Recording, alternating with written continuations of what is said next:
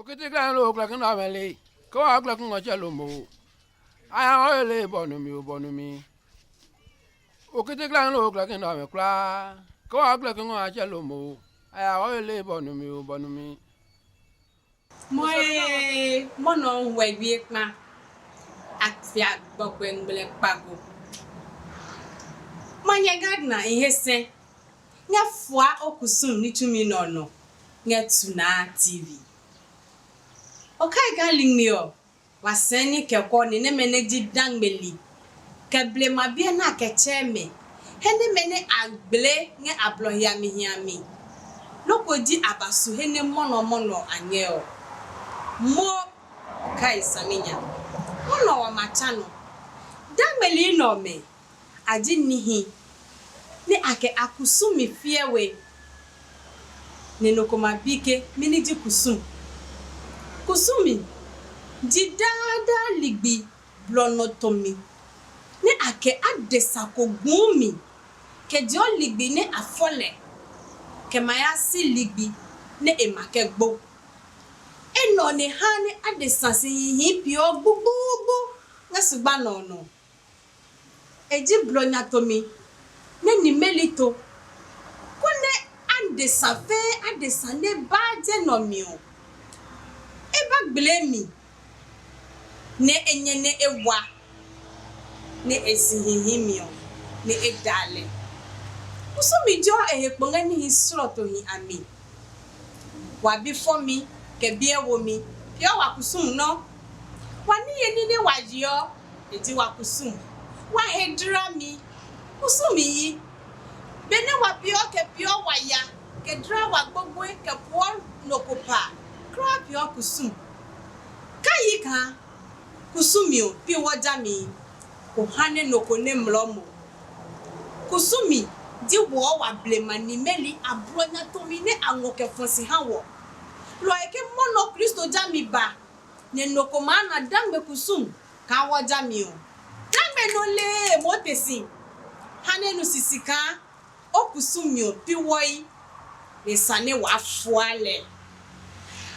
Kai huka kusumi gbowe ewa ne etakio ejakada bekebio wake maseli wo paka ne wakasi onuko ke dio me hu akusumi mi ne wangoke pata wa no he bone pe ne wakusumi o ne ehwele ne ejano lo he kusumi takio se egbowe lo ekejika ole kusumi ko ne apiole sablema ne mono apele wejawe hu lolo tonwe kan jamakusumi ogbo nene esamole mejika jamakusumio hemide chake jaka wango nipahi keba wumi ke wase ni chowi kome amio o mayo se ni neka kusumi neji dangbele akusumio egbowe se de echake o manye wase nge wa social media platform to pe anu nge Tuna TV bomode hone o subscribe wa YouTube channel o nge Tuna TV ke oba Facebook ohun mo share mo like kone no fe no ne enna ni kase mi no eko kusumi no no wangenye o enye suhu suroto kome maso no wa hie enyolo etekupe kusumi yi o ke bo awo no wa ke kasio ni ka watu kusumi o wana kandali bio wakasio no ko pote nye wakusumi ni pemi omi nye ya pemi mio wana kusumi ni pemi ni sroto hi ke oye ya no here obesisi nue alo oye he ko ni anga kusumi ni tuntu enge obena se ko ya jepo nga he ko na anga kusumi tu enge o maka se ni sroto hi ke jemi ne eji kusumi blonya to dwe ne lolo ne yobo awo ne wakasi oni so ekpane pie ejika kusumio ngo adesahi keba ngani tumimi alo ehane watuoni nge kumi atuwe kusumi ni kan no kake benye madase ne mapeya onu hie na ke noko papa agbo nile nya ke to e awo gbogbo o le tro ne ke ya gom ile nyaketo e apu ne balo ebeja kusumi hane watu ni nge kumi lo eke no ko ba ka dambelio watu pe wa ba ni wa ba yobo wa nyemime ni wa ke to blonya kone akepe ne epe few ni lolo yobo wo ni wa ke kasio kumi himi ejaka ke olibe na hin kumi mi obenye matuku mini eji kusumisu ne ehia wawe kusumisu epa hoji kan eyobo awo ne wake yo mlano ne wake jo nyagba nye wablofam wa ye kan ahope mi kusumi no ochobe wale kan eji kusumi bronya to ko ne funsi ne ke kan no ko hunolo eyogbo akele ne gblemi bone pe ne akeje pade onine ne jamacho he ne enmeblo hanu ne enye ne egba epan keji kan esu lo bene wange ahopeo wange nyagba ne jine e ma bajama ahoyo alo ahonyumu no jenge e blofam keke eno nukomade moke kusumio woja mi ilo kokoko pi woja mi eji no ne hi ne sane wa afuale kusumi no e wawo ne wajio mlano eji se na mi nenge kusumi he ne wange ahope ha ahoyo kone eje nyagba keni ya mi ne jine e maba ahoyo lo ahonyumuno enye wo wan wange mlano hu ye kone wakoto mla jaka ko ya li mla to mi o sanene mabato mu kusumi hu yo ke boawo ka bene wade ke salami nge suo yo ka wange ni tunge kumio e wawo ni wakasio kumi himi ni kumengene ali kumi himi se ka kusumi ngowo ke ba no abatuoni kakejo abakasio kumi himi ni alebo ne akenimli adesahion si ha kusumi wawo ni wakasio ni hikmahi ni wake pioni ne mene walio hi kusumi no e wawo ni wake chosio wabime ka jukwe ma na kelenge kusumi blono tomigu ka ni heke zama ni semi kusumi e wa ni heke zama na lioka eno seni ma pinge blono ni beno mi eno husami ne beno mi ni eke chosio me ni akewa na kebapio ni wa hi wose hawa po wa isra ke wa ba wa machano se kai ne o subscribe wa YouTube channel o nge Tuna TV Tuna omale TUNAA ke TV bomode hune o share wa Facebook page o ne no fe no ne ena eko ni ehie kai hune onye wase nge wa social media platform etuope ano nge Tuna TV ka dan belibio kusumi cheme ange hemi kayemi suroto hi ne lolo ne jio ke boame ne aketo kusumi blonya keke kile hemi kayemi ne masoni wa yemi dika hemi kayemi ngeche mau opemi mene neke Kristo jami neba loko dambeli poni mau jami lo oho keje blema tititio dambeli le mau ni ange hemi kayemi nge emi wa weni che ni ajale nyoke pia dambeli na mauka noko ne ehenge sena mi saminya ni lohedio akele fiawe achewe ebie basa loko di omanu ne noko nge mawu bie cheo ne chonka sane neba ehehia ne emi wasaminya ni loko di ache mawu bie nge mawu bie binyam kucha ne ahita cho lo achewe ebie basa nge hemi kayemi ne dangmeli nge ke ha mawu opehedio ange bie suroto hi ne akeche mawu ope ne lolo le hane emano mi ha meka ni ne di mawu ope nge ne enge hewam ne le ne enge no fe no hewami hawa ye bie kume ne dangmeli le ne akeche mawu ope bie kume ne dangmeli keche mawu opedi chakweche onu yelo Chakweche la osiada. Chakweche. Kilo sisi chonka. Mau esio noko be. Leji wayi balo. Kache le neba ebi mayi. Chakweche. Mau bie kakene dangmeli le kolone. Bie kwa hune dangmeli le nakeche mau opedi ongo. Ongo choka eji agbo. Ayoyo kan no papa fe no papa je mau ngo. Lo heo ke no papa ko ba ablomio.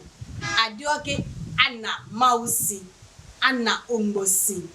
Ongo di agbo ne epe mau fe mau. Keji kan no ko heo kan mau pa ko ngeo. Dambeli ayoyo kan ongo pejama mau. Eno ni no komadembo ke dangbe kusumio woilo yu mawu ne wa hia yo omo ochun ka oha wa he moye dangbe li hemi ke yemi hunge jema wo hi ami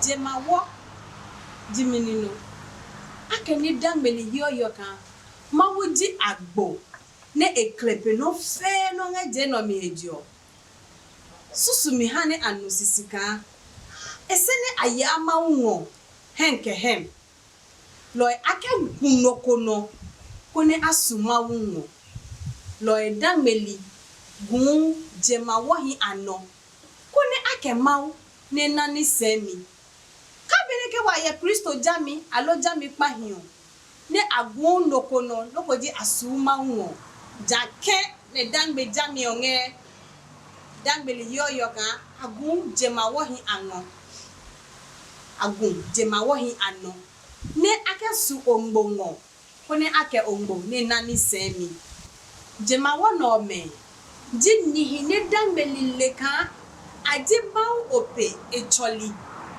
ne mejini hine ango segbi ke jema ungo ke ba ha dangbeli ne ango dangbeli hu asegbi ke ya ha chemau ope lo he dangbeli ke jema wo hi fiewe aleka ke angela ne asuma wo ne ache jema wo me pe agbima asu chache mawo ne chache mawo hu heto mabasume nokpa ne dangbeli hio yo nge me hudi ka ahio yo ka pade nge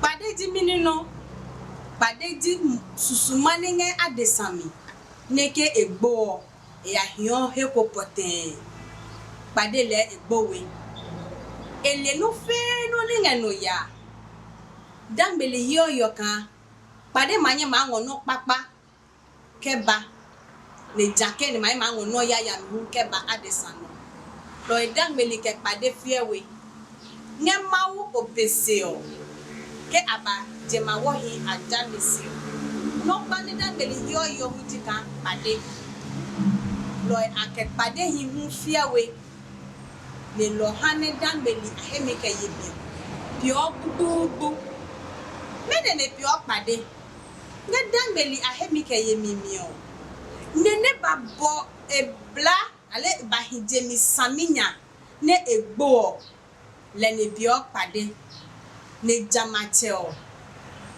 engojo mi keba keji kan wange mlano ye jama pade no manye mangu biemi alo no yaya mi keba adesano lo enge hemi ke yemi no hedio dameli ke pade fiewe akeni dameli hio yo nge pade mi hedio kenoko gbo ne si bime alo wetonio dameli newe jama no ma hene apon ejakake oli no meheke apon padio ke mo ba toni loloji to blami ne pade no ke ma ba hambo ne keji ka wetoni alo bime ne pade no musion ohie ano saminya jake no manna emejo mi lo ekeji ka dan menoji mo ne asibime ne ji pade bime hamo ne ohie ano saminya ona no leka monitor nga mane titi ha ohe ke no ko hu ne gbo na si ewetoni hamo nongele ye nyafu nongele pue ole ka bia mi monite onge gbra kenge ono pue ejaka hemi ke ye mi nge ha won ka dangbeli ne pade mi le lolo le matuni ha mo ni ke dangbe di mo no hewe pade yo monite o sane yi se nini mi ngela ni mahano nu sisiji ka dangbeli yo wa hiyo yo ka pade nge le etuoni nge wadada si hihimi akena le kan pade nyene pueno alo edra no heje nge dangmedio dangmeli ke agbogbo efiewe lo eke no kogbo adra le saminya bone pele e pade o le ko bagba no konya lo be ko me no kumadeke ange no ko ya be ne e ko ne no nge jemi po won yele lo no ko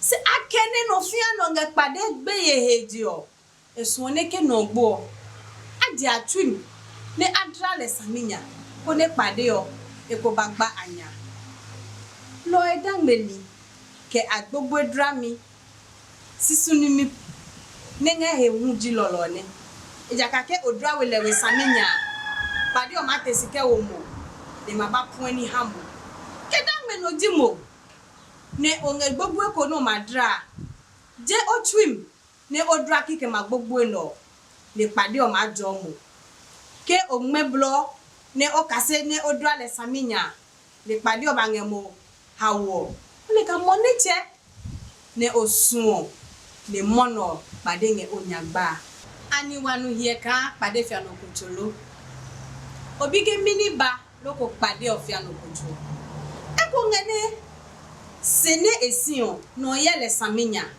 ne lo eje ne pade o afia no cholo ne dangmeli le ka pade nge ne edio ehegbo ngene ifu wami ne ni hipote ko menge ne pade hidio ahegbo ke chome ne ni hiya ango ne akepade no me ya nani semi dangmeli cheje manimli no me ne akepade o metuoni kan ni peli onu na cha no ko ke ni pelo yelo aha ni peli no me meji ni hi ne dangmeli heye kan akepade hi nani semi lo ekeji kan dangme no ko ngela ne eyacha eweku no ko ne be pade ne kele ne nani semi eya ni pe longo ne ni pe lo che o pade o ne dangme no ke pade o nani semi ne esene enye ke ha enwo ke ha pade o ne pade o hu made o kele hu ekeba hi esemi ngejemi Welcome to Tuna TV. Today we'll be looking at what the Dangmes believe as their culture, some characteristics of culture, and some importance of culture. Culture helps us to obey rules. It helps us to work in a group. And that is very necessary to the Dangme. The Dangme also believe in God the Father Almighty. They believe that because God is the Almighty God, His name should not be mentioned in vain. So before you hear the name of the God, the Father Almighty mentioned, then it means that it is extremely important to the Dangme. The Dangmes have different names they call God the Father Almighty by. Some are Chakweche, Laosiada, Jeche, Ombo, and others. We'll be looking at some in our subsequent lessons. The Dangmes also believe in lesser gods. They believe that God is almighty and man must not go to God personally. So they go through God, through the lesser gods, and it works perfectly for them. To the Dangme, the lesser gods are closer to God than they mortals, and that is why they channel everything they have through the lesser gods, and it works perfectly for the Dangme. If you are a Dangme, don't see lesser gods as juju or anything that is immoral. it is a belief that God works with those people. It is just like in Christianity, where the Christian believes that Jesus Christ is the bridge to God. The Dangme see the lesser gods as the bridge that links God and mankind. The other thing they believe in is the ghost. The Dangmes believe that when someone dies, the spirit that is in the person doesn't die. That spirit assumes a new name that is known as the ghost and goes to settle in a town far away somewhere. And that ghost intercedes between God and man. So they believe that whenever you have anything to do with the ghost, you must do it very well. So among the Dangmes, if someone dies, they bury the person in a very special way as custom demands, because it is believed that if you don't do it very well, this ghost may harm you. If you also do it very well, this ghost may bless you. The other thing the Dangmes fear so much about the ghost is that if the ghost leaves a property, let's say houses or even children, and you don't take good care of the properties the Dangmes ghost had left behind, this ghost will come after you and will harm you. So it is every Dangme's responsibility to take very good care of everything a deceased relation has left behind, so as to attract blessings and not curses. Please remember to subscribe to our YouTube channel at Tuna TV. Like our page on Facebook and share, so that everyone will come into contact with this nice lesson. Remember to also follow us on all our social media platforms at Tuna TV. Remember, Tuna is spelled Tunaa space TV. Kayika fwa okusum ni tumi no ehehia enjaka ka dangbelio esene wakusum mewo lo ekenda gbe no dimo nenga ongo okusum na ka wajamio na no le ka yenyemi olao se akene esene ola ka dangbelo inde ko efa ha moka ombo ni che ma pie ohe ni o ma fwa okusum atu kone oyo se ni hinenge okusumio mi ne ehane kusumio ne ewa ne kam dangbelo mo hu okola ko hane no ko ne mlombo kan dangbe kusumio wajami ne lohedio o ma nme heke fosi pete he wawe e ma wale ma chake ne lolodi epio mo dangbe no ne Tuna TV no nge one ne manye gardener ni hese one wo so chi hu o ma ngonu tumi o ipa ke ba hamo kai ne o subscribe wa YouTube channel ne Tuna TV ne kai hu ne o like wa Facebook page o ne o share ko ne jeke we cho pe ne ana ni tumi no ne anyese kai hu ne onye wa se ne wa social media platform me cho pe anu ne Tuna TV Pauli Domu was so to home wa makpe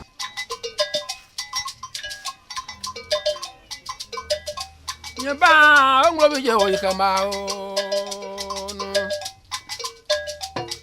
Awa be nyeba ya ngwa